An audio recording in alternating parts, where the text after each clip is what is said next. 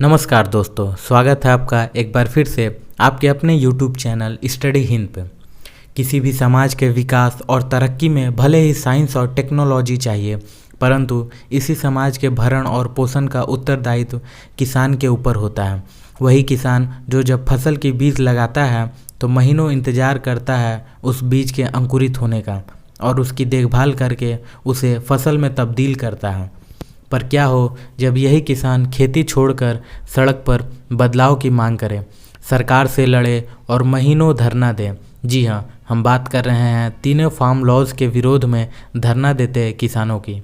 तो आइए दोस्तों, जानते हैं कैसे परिश्रम और तपस्या के लिए जाने जाने वाले इस किसान समुदाय ने सरकार को अपना फैसला वापस लेने पर मजबूर कर दिया। इनकैपेबल और अपने इनर्ट रेपुटेशन के लिए जाने जाने वाले इन किसानों ने इस एक्स्ट्रा ऑर्डिनरी विक्ट्री को हासिल किया। बैकग्राउंड: भारत अपने प्रोडक्शन ऑफ फूड जैसे वीट, राइस और अदर कैटेगरीज जैसे fruits, vegetables, milk and meat के लिए आत्मनिर्भर है। बजाय इसके भारत में भूखमरी एक सीरियस प्रॉब्लम है। 2021 में आए ग्लोबल हंगर इंडेक्स में 116 देशों की सूची में भारत की रैंकिंग 101 थी, यानी कि भारत विश्व के उन 20 देशों में शामिल है जिसमें भूखमरी सबसे ज़्यादा है। यह हालात तब हैं जब भारत सरकार द्वारा कई तरह के वेलफेयर स्कीम्स जैसे राशन कार्ड की व्यवस्था की गई है। वर्सेनिंग कंडीशन ऑफ फार्मर्स: 2014 के भारत में हुई एग्रीकल्चरल सेंसस के रिपोर्ट में कई सारे रीजंस को बताए गए थे जो कि किसानों के बिगड़ते हालात के लिए जिम्मेदार हैं। इनमें पहला कारण था भारत के किसानों के पास स्मॉल लैंड होल्डिंग का होना। भारत में 2/3 लैंड होल्डिंग्स 1 हेक्टेयर से भी कम है। भारत में बढ़ते किसानों के सुसाइड्स और स्टेट्स लाइक पंजाब की स्लोअर ग्रोथ ने किसानों के प्रोटेस्ट को हवा देने का काम किया। 2017 के committee on doubling farmers income के रिपोर्ट के मुताबिक लगभग 23% किसान पॉवर्टी लाइन के नीचे हैं। फॉर्मेशन ऑफ 3 फार्म लॉज: 2004 में एक इंटरव्यू के दौरान मनमोहन सिंह ने दूसरे ग्रीन रिवॉल्यूशन की ज़रूरत की बात कही थी।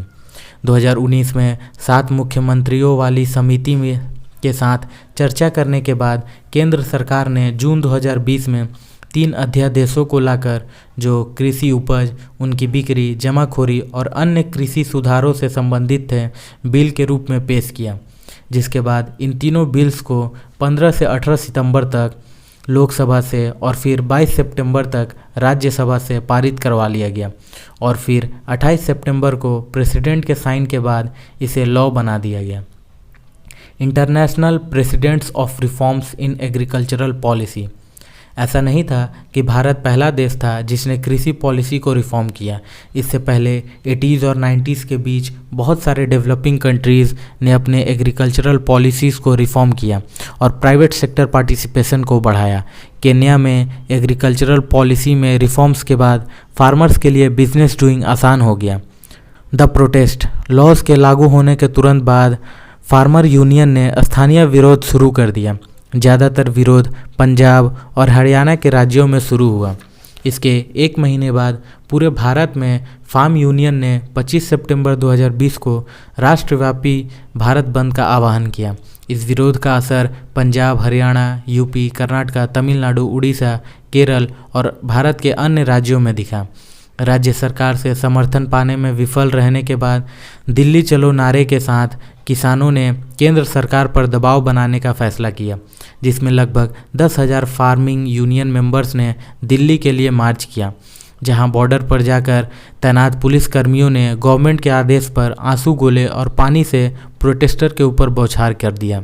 जिसके बाद नवंबर में फार्मर्स के सपोर्ट में हजारों की संख्या में लोग दिल्ली के बॉर्डर पर इकट्ठा होने लगे और 11 बार सरकार से बातचीत विफल होने के बाद 26 जनवरी 2021 में हजारों की संख्या में परेड करते हुए किसान एक बड़ी तादाद में ट्रैक्टर्स के साथ दिल्ली में दाखिल हुए, जहां पर उन्होंने फार्मर यूनियन और धार्मिक झंडे को लाल किले पर फहराया, जहां पर पुलिस से हुए झड़प में लगभग 400 पुलिसकर्मी और हजारों की तादाद में किसान जख्मी हुए। जिसके बाद इस विरोध की जमकर आलोचना हुई। इसके बाद पुलिस ने गाजीपुर, सिंघू और टिकरी बॉर्डर्स पर सीमेंटेड बैरिकेड्स लगाकर प्रोटेस्टर को रोका और प्रोटेस्टर्स वहीं प्रोटेस्ट कंटिन्यू करते रहे। रिपीलिंग ऑफ लॉज 19 नवंबर 2021 में देश के पीएम नरेंद्र मोदी ने कहा उनकी सरकार इन तीनों कृषि कानूनों को आने वाले विंटर सेशन में रिपील करेगी। उन्होंने कहा बहुत प्रयासों के बावजूद सरकार कृषि कानूनों के फ़ायदों को लोगों तक पहुंचाने में असमर्थ रही, पर एक्सपर्ट्स का कहना है कि 2022 में पंजाब और यूपी में होने वाले चुनावों का असर था कि इन कानूनों को वापस लिया गया। सक्सेस ऑफ मूवमेंट परंपरागत तौर से रिवोल्यूशनरी के रूप में अपने खराब छवि के लिए जाने जाने वाले किसान, जिन्हें कार्ल मार्क्स ने कभी निष्क्रिय, गतिहीन और व्यापक एकजुटता बनाने में असमर्थ माना था, उन्होंने कैसे आज सरकार को कृषि कानून वापस लेने पर मजबूर कर दिया। आइए जानते हैं उन सारे कारणों को जिसके दम पर ये मिशन इतना सक्सेसफुल रहा। Better management during in camping लगभग एक साल एक जगह इकट्ठे होकर लगातार प्रोटेस्ट करना, गर्मी, बरसात और जाड़े जैसे सीवियर क्लाइमेट कंडीशंस में सरवाइव करना चैलेंजिंग था। मेकशिफ्ट किचन्स और स्टॉल्स को भारी मात्रा में कैंप्स में तैनात किया गया, जिससे फूड की रिक्वायरमेंट पूरी होती रही। यहाँ लंगर्स राउंड द क्लॉक चलते रहें और सभी को फ्री फूड प्रोवाइड करते रहें, बिना किसी कास्ट, रिलीजन और कलर के भेदभाव के। खाने के साथ साथ फार्मर्स को कई सारे डोमेस्टिक और फॉरेन एनजीओ का सपोर्ट था, जिन्होंने मूलभूत सुविधाएं जैसे रहने के लिए tent, solar powered charging points, laundry, medical आदि का ध्यान रखा था। Applying values learned during cultivation किसान जब खेती करता है तो वो इस दौरान बहुत सारे वैल्यूज़ को गेन करता है। बीज लगाने से फसल बनाने तक उसे महीनों पेशेंस और होप रखना पड़ता है। साथ ही साथ इस दौरान उसे डेडिकेशन और हार्डवर्क भी करना पड़ता है। तो वहीं किसान जब इस धरने को देने के लिए आए तो उन्हें पता था कि ये प्रोटेस्ट कब तक चलेगा, इसकी कोई गारंटी नहीं है। उनका सामना उस सरकार से था जो अपने कदम कभी पीछे नहीं खींचती थी। इन सब के बावजूद उन्होंने धैर्य के साथ अपनी दूरगामी लक्ष्य पर नज़र बनाए रखा और अपने डेडिकेशन और होप के साथ प्रोटेस्ट जारी रखा। International recognition and funding farmers के इस प्रोटेस्ट ने जल्द ही इंटरनेशनल सुर्खियां बटोरनी शुरू कर दी। ऑस्ट्रेलिया के Victoria member of parliament Rob Mitchell और रसेल वॉटले ने पार्लियामेंट में प्रोटेस्ट के सपोर्ट में बोला। उसी तरह कनाडा के पीएम जस्टिन ट्रूडो ने भी प्रोटेस्ट के कंसर्न को जताया और पीसफुल प्रोटेस्ट के सपोर्ट में बोला। जल्द ही पूरी दुनिया से इसी तरह के प्रोटेस्ट के समर्थन में बात आती रही। यहाँ तक कि यूएन के सेक्रेटरी जनरल ने कहा कि किसानों के पास विरोध करने का अधिकार है और उनसे ये अधिकार भारत सरकार भी नहीं छीन सकता है। साथ ही साथ कई सारे फॉरेन एनआरआईज और एनजीओज जैसे UK based NGO Khalsa aid के तरफ से कंटिन्यूअस फंडिंग आती रही, जिससे एकोमोडेशन और सप्लाईज को जारी रखने में मदद मिली।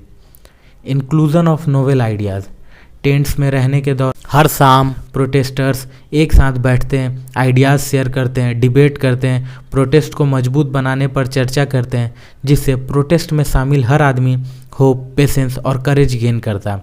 वहाँ उन्होंने मेकशिफ्ट स्कूल भी सेटअप किया था, जहाँ वो उन बच्चों को पढ़ाते थे जो पेंडेमिक में फाइनेंशियल इश्यूज़ के कारण स्कूल अटेंड नहीं कर पा रहे थे।